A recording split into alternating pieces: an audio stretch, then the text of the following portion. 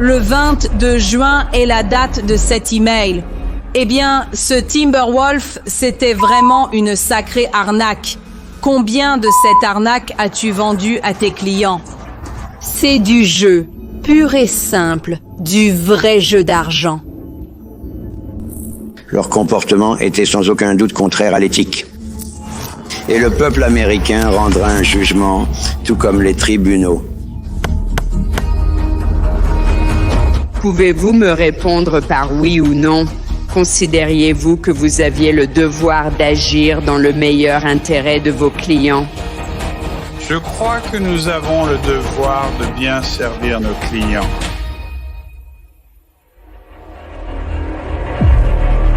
J'imagine, Monsieur le Président, que je n'aurai pas plus de réponse à ma question que vous n'en avez eu.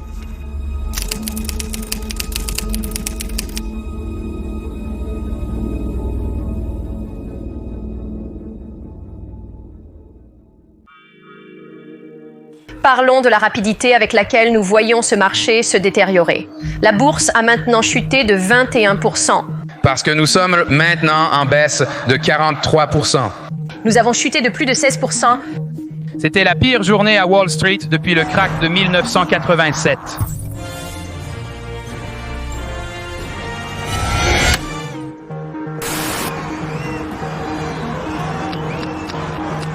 L'Amérique a été frappée par la pire crise financière de l'histoire.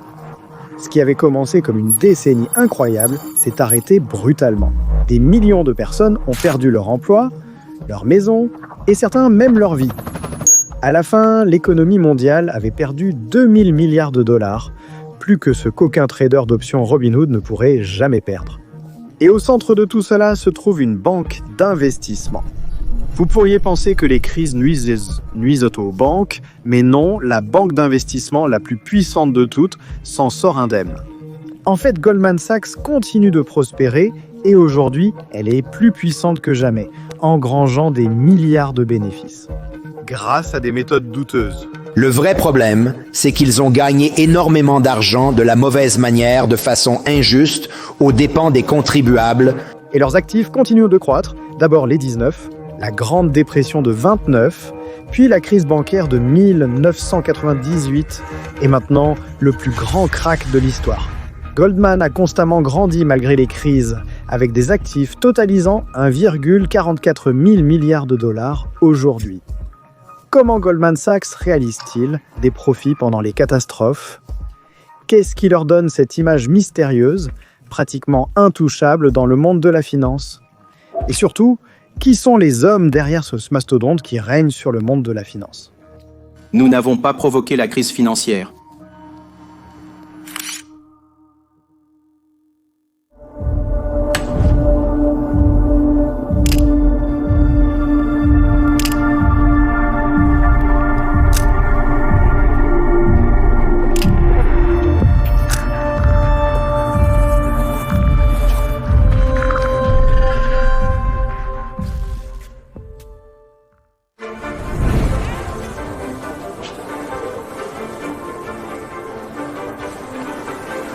Certains grands banquiers commencent comme des enfants riches, issus de fonds fiduciaires. Certains comme petits-fils d'enfants, riches, issus de fonds fiduciaires, et d'autres commencent comme colporteurs. Marcus Goldman n'est pas comme le banquier typique de Goldman Sachs. Une enfance sécurisée, une éducation d'élite, une carrière prestigieuse. Non, Marcus n'a rien à perdre. Maintenant, avec sa petite boutique tirée par des chevaux, il est l'équivalent des dropshippers d'aujourd'hui. Il a de faibles marges, aucune protection de marque et un solde bancaire bas. Mais il a une chose de plus, la détermination de construire une belle vie pour lui-même, sa femme de 19 ans et ses enfants. Et quand on cherche des opportunités pour réussir, il n'y a qu'un seul endroit où aller.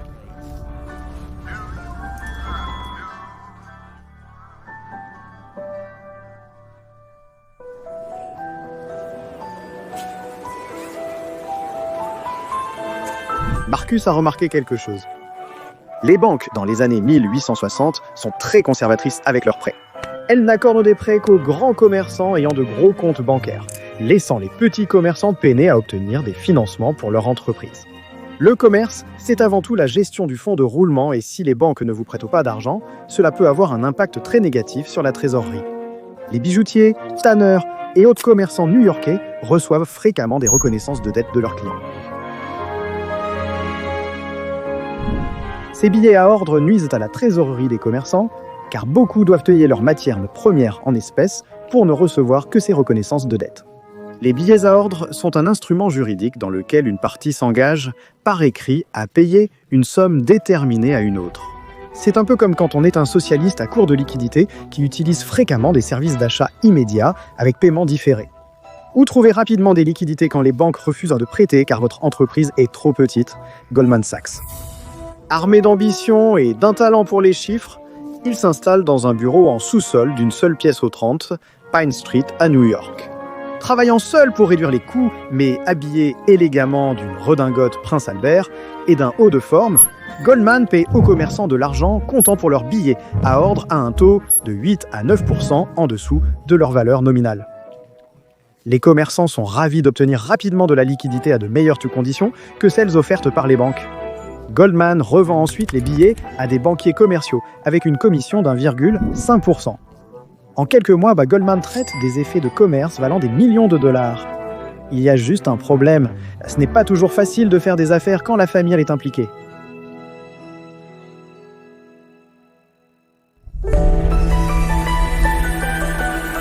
En 1882, Goldman invite son gendre, Samuel Sachs, à le rejoindre dans l'entreprise et change le nom de la société en Monsieur Goldman et Sachs. L'entreprise prospère rapidement et bientôt la société traite pour 30 millions de dollars de papier par an. Il y a juste un problème. En tant qu'investisseur dans les startups, je dirais que Samuel Sachs est l'exact opposé de l'entrepreneur stéréotypé qui construit une entreprise gigantesque.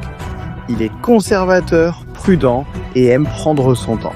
Cela aurait pu marquer la fin de l'ascension ambitieuse de Goldman Sachs si ce n'était pas grâce à un homme.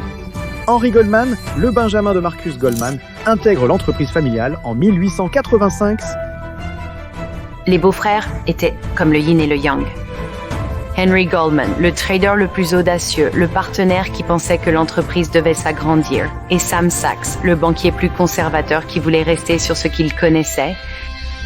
Dans un processus que les relations publiques de l'entreprise ont ensuite qualifié de tension créative, les deux parents réussissent très bien à développer l'entreprise au début. Après la retraite de leur père en 1897, l'entreprise est laissée entre les mains des deux. Ce qu'ils ne savent pas, c'est qu'ils sont sur le point de se disputer à propos de l'opportunité commerciale la plus lucrative de la finance, le secteur de la souscription.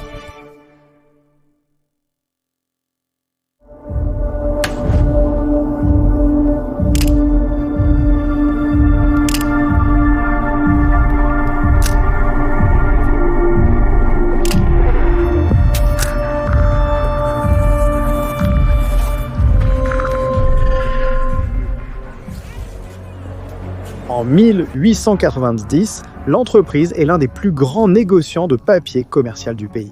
Mais les perspectives de croissance diminuent, car de plus en plus de négociants commerciaux ouvrent boutique pour reproduire le succès de Goldman. Henry et Samuel Sachs, qui dirigent l'entreprise côte à côte, conviennent qu'il est temps d'apporter des changements. Quels changements ? Eh bien, c'est une autre question. Henry Goldman est beaucoup plus tolérant au risque que Samuel, ce qui crée des tensions dans les affaires quotidiennes. Mais c'est la prochaine suggestion d'Henry qui menace de plonger la société en plein territoire ennemi. Il veut développer la société au-delà du rêve de son père, même si cela signifie s'aventurer sur un nouveau marché hostile. Un marché qui leur a jusqu'à présent été refusé en raison de leur origine ethnique. Un marché qui les mettra en conflit avec les grands banquiers de cette époque, y compris John Pierpont Morgan, le secteur de la souscription, qui est l'industrie la plus puissante. À l'époque, le secteur ferroviaire. La souscription était le processus par lequel une banque ou un groupe de banques évalue le risque associé à une introduction en bourse et accepte d'acheter des actions de l'offre à un prix fixé. Et aux États-Unis, à l'époque, les industries les plus puissantes étaient le pétrole, l'acier et... Avec l'économie américaine florissante, introduire des entreprises en bourse devient très populaire. Henry veut sa part du gâteau et aspire à être le leader dans ces nouvelles introductions en bourse, en particulier dans le secteur ferroviaire. Henry est allé voir Morgan et Spire et leur a dit « Vous savez, je veux entrer dans ce secteur de la souscription des chemins de fer. » Ils l'ont regardé et lui ont dit qu'il n'avait pas de place pour lui et qu'ils ne voulaient vraiment pas de lui ici. Henry retourne à la planche à dessin. Est-ce que ça vaut la peine de se battre avec les vieux briscards ensemble? Et si, au lieu de s'attaquer aux compagnies de chemin de fer déjà établies, il se concentrait sur le soutien de jeunes entreprises moins établies? Ce sera certainement plus risqué, mais cela pourrait aussi être incroyablement lucratif si ça marche.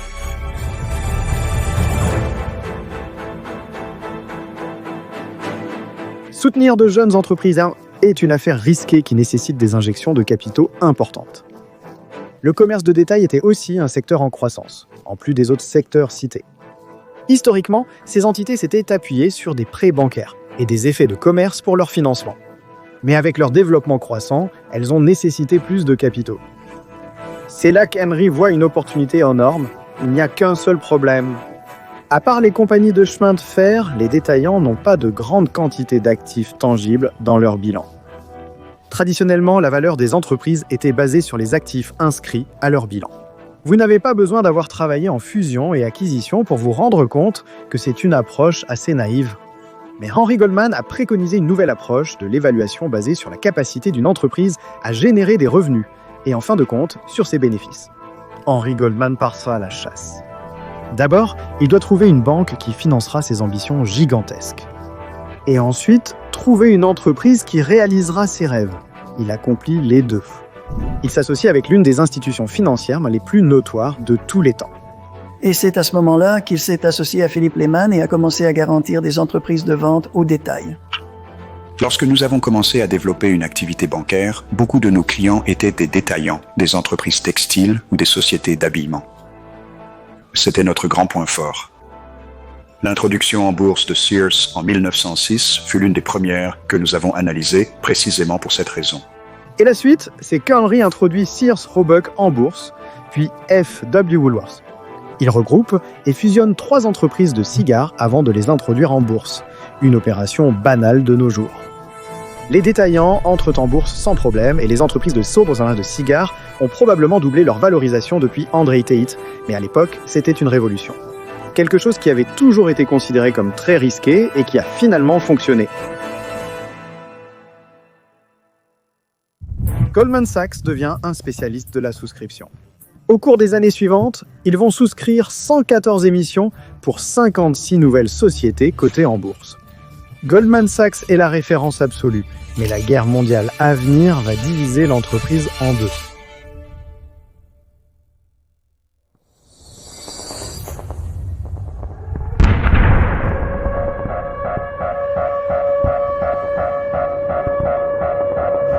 Lorsque la Première Guerre mondiale éclate, elle ne met pas seulement l'ordre mondial à l'épreuve, elle remet aussi en question la structure du pouvoir interne de Goldman Sachs. Les banques sont toujours impliquées d'une manière ou d'une autre lorsqu'il s'agit de financer des guerres. Mais il s'avère qu'Henry et Samuel se trouvaient dans des camps opposés pendant la Première Guerre mondiale. C'était une rupture très importante. Samuel et Harry, son frère, qui était alors devenu associé, étaient extrêmement désireux de participer à la grande émission d'obligations lancée par Morgan. Et Henry pensait que les Allemands avaient définitivement raison, et il se criait et s'engueulait constamment. Une guerre éclate à l'intérieur des bâtiments de Goldman Sachs et la victime ultime est Henry Goldman. Il décide de prendre sa retraite et emmène avec lui 15 associés ainsi que leur capital, décimant ainsi la société.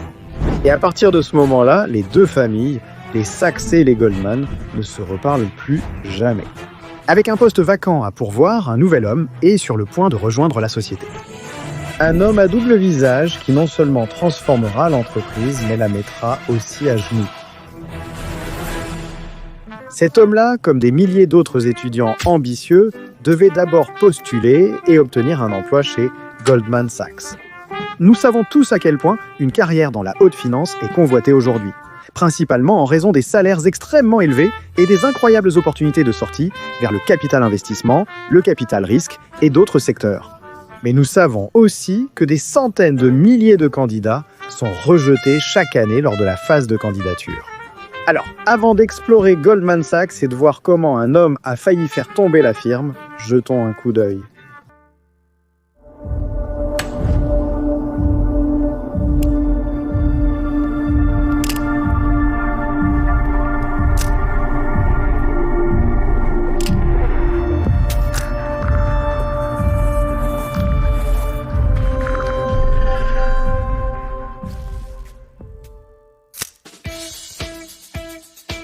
Weddell Catchings est beau, grand et sûr de lui. Non seulement cela, mais c'est aussi un véritable as de la finance. Comment un mâle alpha comme lui pourrait-il nuire à l'entreprise ? Catchings rejoint l'entreprise comme associé principal en 1918 durant les années folles. Weddell a toujours eu un goût prononcé pour le risque, même au début de sa carrière lorsqu'il restructurait des entreprises en faillite. Et maintenant que l'Amérique connaît les années folles, c'est le moment idéal pour tirer parti de son appétit insatiable pour le risque. Weddell décide de s'aventurer dans un domaine qui réunira plus tard à la fois des génies des mathématiques financières et une extrême dépravation, le secteur du trading. Tout chez Weddell Catchings était à l'opposé de Goldman Sachs. C'était un outsider, pas quelqu'un qui avait gravi les échelons de l'entreprise. C'était la seule personne à ma connaissance qui soit arrivée directement au sommet. C'était quelqu'un qui croyait vraiment au profit à court terme. Il se fichait complètement de l'avenir de l'entreprise. En 1928, Catchings crée une société de trading et l'appelle la Goldman Sachs Trading Corporation. La société lève près de 100 millions de dollars à partir d'un investissement initial de 10 millions de dollars. Quand les gens entendent parler de ce nouveau fonds d'investissement, ils laissent tout tomber pour rejoindre la fête. Catchings continue en ajoutant d'autres fonds fiduciaires avec une structure de propriété imbriquée et fortement endettée. Une recette pour le désastre si le sentiment du marché change. Dans les années 20, le grand mot américain était prospérité. Les années 30 débutent avec un nouveau mot. Dépression. La bulle éclate au matin du 29 octobre 1929. Le cours de l'action de la société de trading Goldman Sachs chute d'un sommet de 326 $ par action à 1,75 $. Les investisseurs ne perdent pas seulement des millions, ils perdent aussi leur confiance. Et Weddell Catchings perd son emploi. Il a été pris au piège dans cette croyance générale que le cycle économique allait toujours dans une seule direction, et cela a mis l'institution en grand danger. Quand cela s'est effondré, Goldman Sachs aurait pu disparaître immédiatement. En novembre 1907, Sidney Weinberg rejoint Goldman Sachs en tant qu'assistant du concierge. Et lorsqu'il croise Weddell Catchings dans le couloir, aucun d'eux n'aurait jamais imaginé qu'ils auraient tous les deux un jour la chance de diriger la société. L'un avec plus de succès que l'autre. Sidney Weinberg a choisi le plus haut immeuble de Wall Street, montant étage par étage à la recherche d'un emploi, nettoyant même les crachoirs. Travailler au service du courrier, ce genre de choses. Ça ressemble à tous les films que vous avez vus, à tous les livres clichés que vous avez lus, sauf que, bien sûr, c'est vrai. En commençant avec un salaire de 5 $ par semaine comme assistant du concierge, il fait preuve d'une attention aux détails remarquable, à tel point que Paul Sachs le remarque. Fasciné par son talent brut et son charisme, Paul paie le premier cours de banque d'investissement de Weinberg à l'Université de New York. Une décision qui sauvera l'entreprise dans un avenir proche. La carrière de Weinberg décolle. Il devient associé principal chez Goldman Sachs dans les années 30, au sommet de la bulle.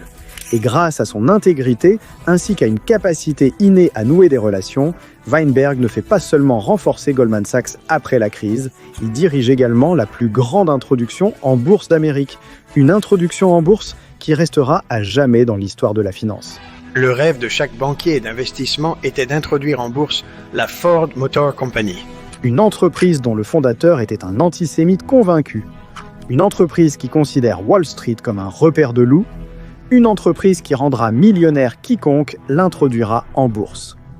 Dans les années précédant l'introduction en bourse, Henry Ford II s'est tourné vers Weinberg pour obtenir des conseils. Ford souhaite restructurer l'entreprise de manière à céder une partie du contrôle et des droits de vote à des personnes extérieures à la famille Ford immédiate. Sidney saisit cette opportunité et traite la société Ford comme la sienne. il aide à restructurer l'entreprise et met en place un plan qui permet à Henry Ford d'introduire sa société en bourse. En 1956, ils entrent en bourse. L'introduction en bourse est un succès. Ils récoltent plus de 657,9 millions grâce à seulement 10,2 millions d'actions. La plus grande introduction en bourse à ce jour. Sidney Weinberg s'impose comme le roi incontesté de Wall Street, certains allant même jusqu'à l'appeler Monsieur Wall Street. Mais alors que Sidney savoure sa victoire, un autre homme amasse des millions au sein du département de trading de Goldman Sachs. Cet homme va complètement transformer la façon dont Goldman Sachs fait des affaires et sous son règne, la réputation de Goldman Sachs sera de nouveau mise à l'épreuve.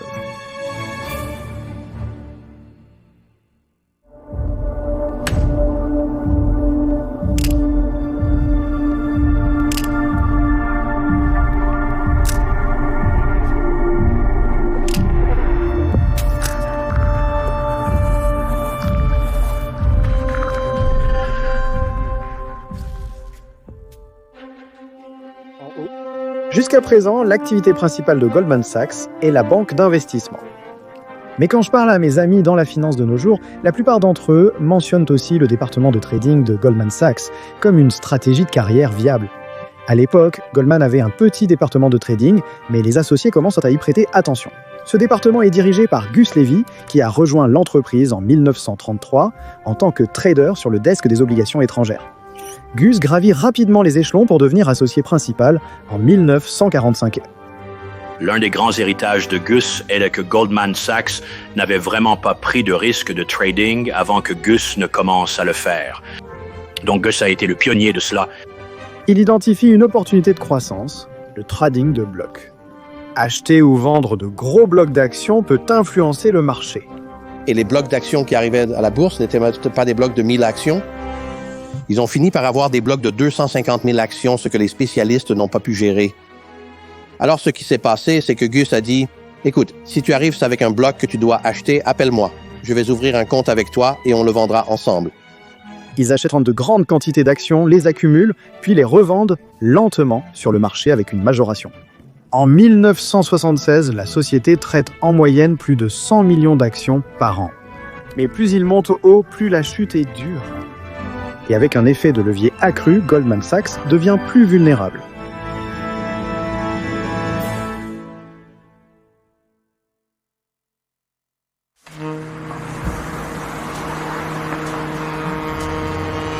40 ans se sont écoulés depuis la Grande Dépression.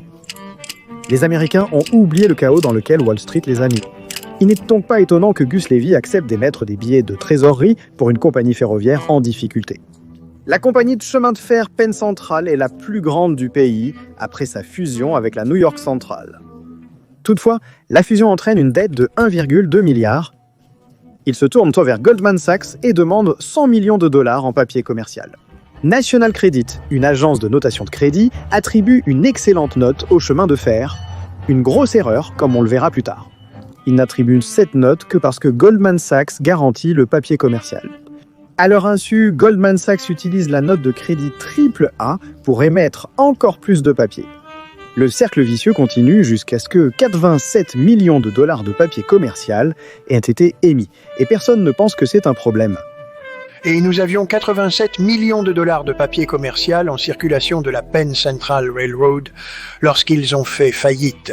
Les investisseurs, se sentant floués, exigent une compensation de Goldman Sachs pour fausse représentation. Donc, en gros, faire croire aux investisseurs que c'était une opération sûre, alors qu'en réalité, ça ne l'était pas. Le tribunal donne raison aux investisseurs et ordonne à Goldman Sachs de rembourser 20 cents par dollar aux investisseurs. Un désastre en termes d'image pour Goldman, mais financièrement, Goldman Sachs sort son atout de sa manche. Pendant tout ce temps, ils avaient assuré leur pari contre la faillite du chemin de fer. Un coup de génie qui me rappelle Bill Ackman, une grande inspiration pour ma carrière dans la finance et les médias. Donc, quelles que soient les amendes dont Goldman Sachs doit s'acquitter, c'est leur assureur qui paie tout. Le trading est un métier ardu. En 1976, l'entreprise a impacté Gus Levy. Lors d'une réunion du conseil d'administration dans le New Jersey, Gus s'effondre, terrassé par une attaque cérébrale. Ce qui suit, c'est une nouvelle ère de leadership quasi militaire chez Goldman Sachs. c'est la meilleure des époques. L'Amérique traverse une nouvelle période de succès économique, mais avec Gus parti, Goldman doit se restructurer. John Weinberg, fils du défunt Sidney Weinberg, prend la moitié du contrôle du comité de direction de la société. L'autre moitié de l'équation est un homme pragmatique, un homme qui a servi comme commandant dans la marine américaine pendant la Seconde Guerre mondiale. Sa mission est de défaire ce que Gus Levy a fait en restructurant Goldman Sachs exactement comme une base militaire. Sous son règne, Goldman Sachs devient le genre de Goldman Sachs dont les analystes masochistes se vantent aujourd'hui sur LinkedIn. Première mesure, établir son autorité. Personne n'entrera dans son bureau sans raison valable, personne ne quittera le bureau tant que son travail n'est pas terminé, et il tient parole. En 1983, ses efforts portent leurs fruits. La société réalise 400 millions de dollars de bénéfices, soit une augmentation de 60% par rapport à l'année précédente. Non seulement cela améliore l'image de la société, surtout après ses erreurs précédentes, mais les investisseurs retrouvent la confiance si précieuse au succès de Goldman Sachs. Et le timing ne pouvait pas être meilleur car l'Amérique entre dans un marché haussier.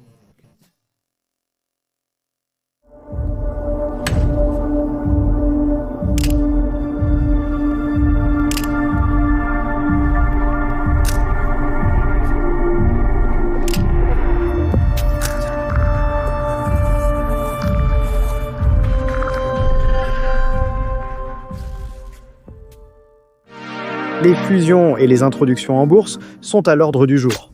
Goldman Sachs se positionne comme un chevalier blanc en ne représentant que les cibles d'offres hostiles.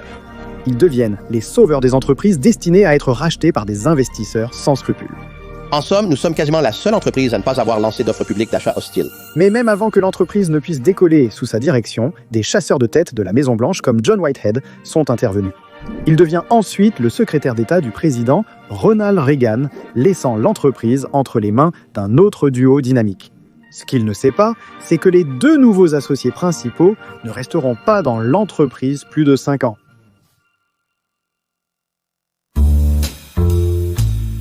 Arrivent Steven Friedman et Robert Rubin. Friedman a rejoint la direction de l'entreprise en 1982 au département des fusions et acquisitions. C'est grâce à lui que Goldman Sachs défend les entreprises ciblées par des offres hostiles dans les années 80. Rubin, lui, a créé depuis zéro le département des options de Goldman. Bob Rubin a été la première personne à un poste de direction important qui comprenait vraiment le risque. Le trading est devenu l'un des enjeux majeurs pour les banques et banques d'investissement des années 80 jusqu'au 21e siècle, et c'était lui qui l'avait vraiment compris. Cependant, ces prises de contrôle hostiles commencent à inquiéter les investisseurs et attirent l'attention de Rudy Giuliani, un avocat en pleine ascension qui vise le poste de maire de New York. Il se donne pour mission de trouver des preuves reliant les principaux traders de Goldman Sachs à des affaires de délits d'initiés. Cela nuit à la réputation de Goldman Sachs et ébranle temporairement la confiance des investisseurs. Mais ce n'est même pas leur principale préoccupation. Il y a une menace encore plus grande, ils n'ont pas assez de capital. Le département de trading chez Goldman Sachs a explosé au-delà de leurs rêves les plus fous. En 1993, Goldman engrange des bénéfices de 2,7 milliards de dollars, un grand pourcentage provenant du trading. Mais un problème survient dans les années 90. De nombreux associés détenant d'importantes parts dans le trading prennent leur retraite, retirent leur capital et quittent la société. Goldman requiert urgemment une injection de capital. Une introduction en bourse serait le choix évident, mais ce n'est pas sans controverse. Il y avait des opinions très passionnées des deux côtés. L'un des points les plus débattus était ce concept de partenariat et si nous allions le perdre en devenant une société cotée en bourse. Bien que l'introduction en bourse leur garantisse presque un capital illimité, ils risquent en part de perdre le contrôle de la société. De plus, la société a été dirigée comme un partenariat pendant un siècle, et maintenant, avec deux associés principaux à la tête, John Corzine et Hank Paulson, ils doivent en écarter un, car une société cotée ne peut avoir qu'un seul roi. C'est la guerre. John Corzine contre Hank Paulson. Question, qui pensez-vous va gagner ?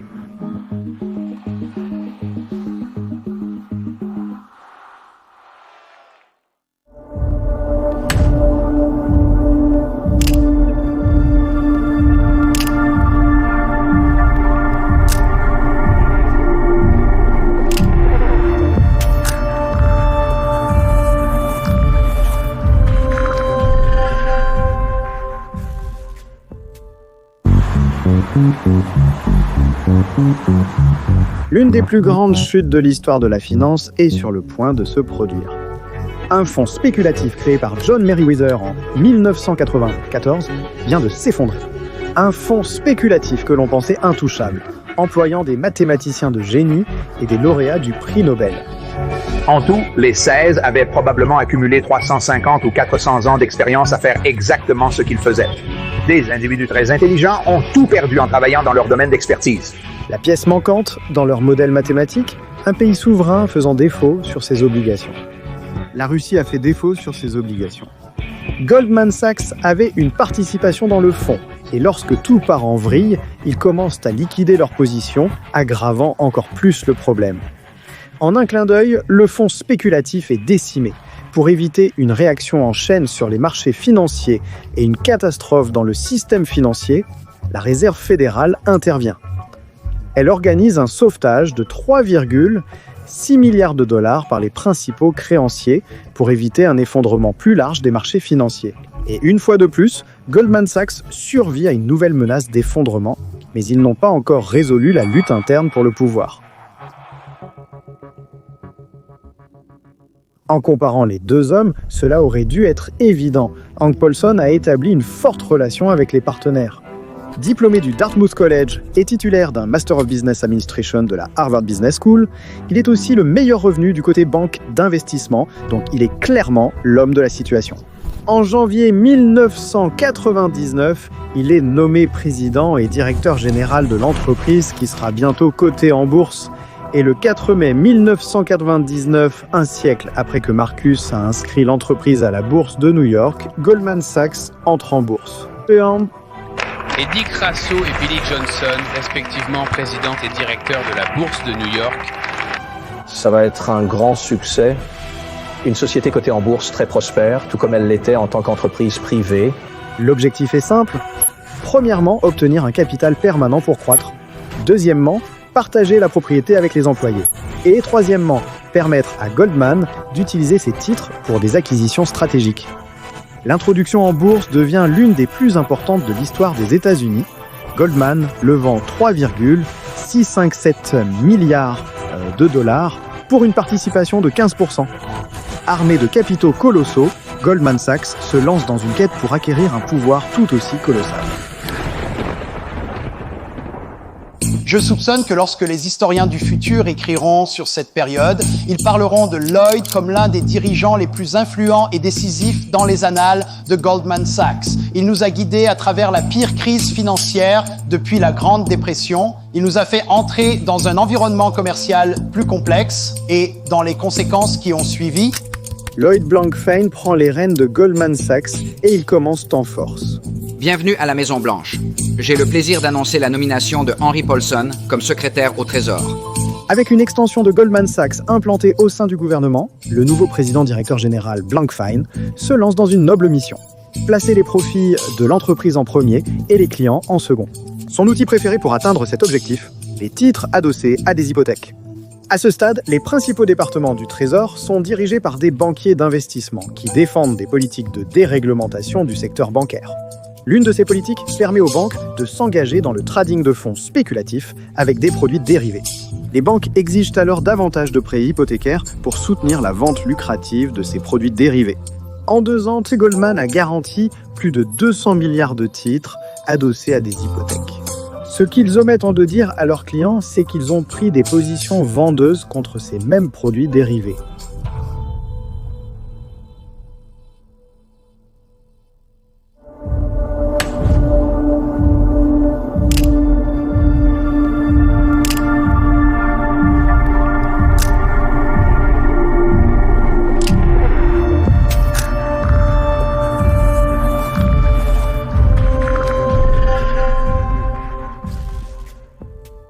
Nous constatons une baisse de 3 à 4,5% sur l'ensemble de ces marchés. Discutons de la vitesse à laquelle ce marché se dégrade. L'euphorie américaine autour des prêts hypothécaires s'est effondrée de façon stupéfiante. La décision de Moody's de dégrader les titres adossés à des hypothèques de Bear Stearns, de BAC, provoque une panique chez les clients des fonds spéculatifs. Cela déclenche une ruée bancaire faisant chuter la liquidité de Bear Stearns de 18 milliards à seulement 2 milliards de dollars en seulement 2 jours. Et ainsi le décor est planté pour une nouvelle crise. Nous avons Lehman Brothers qui dépose le bilan alors que les filiales sont essentiellement liquidées ou que Lehman essaie de les vendre.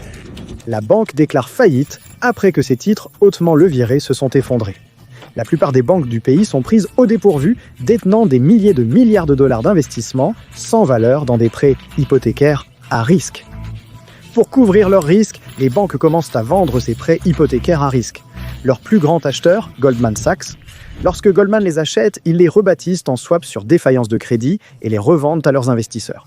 L'un des traders est au cœur des accusations de la Securities and Exchange Commission pour avoir prétendument trompé des clients en vendant des produits financiers liés à des prêts hypothécaires qui étaient censés échouer. Un prêt hypothécaire a toujours été un investissement sûr parce qu'il y a une garantie, mais les prêts hypothécaires à risque avaient été largement surévalués en raison du crédit bon marché sur le marché. Donc lorsque la Réserve fédérale commence à augmenter les taux d'intérêt, tout le marché entre en détresse. Soudainement, les Américains ne peuvent plus rembourser leurs hypothèques. Pire encore, ils ne peuvent pas vendre leur maison sans devoir de l'argent à leurs prêteurs. Et lorsque Lehman Brothers dépose le bilan, tous les regards se tournent vers Goldman Sachs comme la prochaine victime. Mais ils sont loin de se douter que Goldman Sachs a autre chose dans sa manche, une astuce qu'ils utilisent depuis leur création. Les gens qui venaient nous voir pour prendre des risques sur le marché immobilier voulaient avoir un produit financier qui leur donnait une exposition à ce marché. Et c'est ce qu'ils ont obtenu. Le malheureux, c'est que le marché immobilier s'est effondré très rapidement et donc les gens ont perdu de l'argent. Vous vous souvenez comment Goldman Sachs a créé une filiale entièrement distincte dans les mois précédant la Grande Dépression. Et l'affaire Penn Central, où ils ont assuré leurs pertes au cas où la compagnie ferroviaire ferait faillite. Cette fois-ci, ils ont réitéré leurs actions précédentes dans le but d'engranger des profits encore plus conséquents, en vendant à découvert les mêmes crédits default swap qu'ils proposent à leurs clients. Monsieur Sparks, Goldman Sachs devrait-elle tenter de vendre, comme elle l'a fait en grande quantité, après cette date? Goldman Sachs devrait-elle essayer de vendre une affaire pourrie? Eh bien... Peux-tu répondre à ça? À celle-là? Peux-tu répondre à celle-là? Oui ou non? Il y a des prix sur le marché et les gens veulent investir dans des choses. Je n'ai pas employé ce terme pour cet accord. Quand le crack met trop de temps à se produire, ils se débarrassent de certaines de leurs positions sur le marché, déclenchant un effet domino. Mais ce n'est même pas le pire. Goldman Sachs a assuré les prêts hypothécaires subprime auprès d'American International Group, la plus grande compagnie d'assurance des États-Unis. Donc lorsque les crédits default swap font défaut, Goldman Sachs exige d'American International Group une compensation s'élevant à des milliards. Au moment où American International Group et le reste du marché financier réalisent ce qui se passe, Goldman Sachs engrange des milliards à la fois grâce aux compensations d'American International Group et à leur position courte. Les gens voulaient avoir un produit financier qui leur donnait une exposition au marché immobilier et c'est ce qu'ils ont eu, et c'est ce qu'ils ont eu, et c'est ce qu'ils ont eu. Dans cet état d'esprit, je vous invite tous à accueillir avec moi le prochain président directeur général de Goldman Sachs, David Sullivan.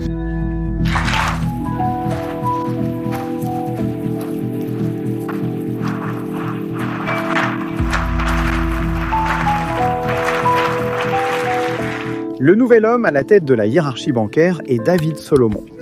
Il est chargé de réformer la culture de la banque, de mettre en place une offre de banque de détail et de gérer les scandales impliquant Goldman Sachs, comme celui du fonds souverain One Malaysian Development Berhad, que le département de la justice des États-Unis a qualifié en 2016 de plus grande affaire de kleptocratie à ce jour.